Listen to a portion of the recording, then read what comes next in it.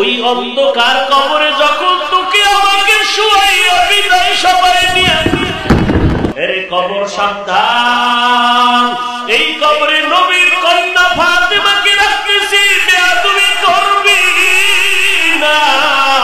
কবর কোনো জবাব দেয় না। এরে পর্দার আড়ালের মা, ভালো করে শুনো, কার পাগল হইছ? আমার মাওলা পাগের পাগল যদি হইতে পারো, কপাল বড় ভালো। আমার আল্লাহর পাগল হওয়ার চেষ্টা করো মা।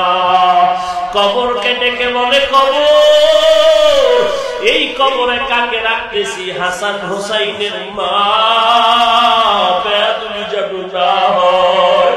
এই কবরে হযরত আলীর স্ত্রী ফাতেমাকে রাখা হচ্ছে, বেয়াদবি যেন না হয়।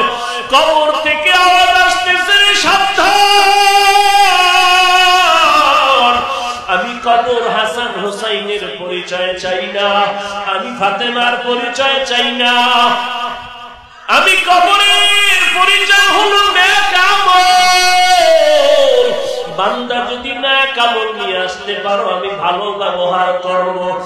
আর যদি কবরে কেউ গুনাহগার হইয়া কবরে যাও, মাটি বলে আমি দুই পার্শ্ব থেকে এমন জোরে চাপ দেওয়া শুরু করব, কবরের চাপে পাথরের হাত চুরমার হয়ে যাবে।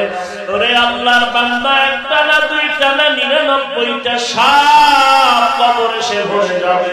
কবরের মধ্যে জাহান্নামের আগুন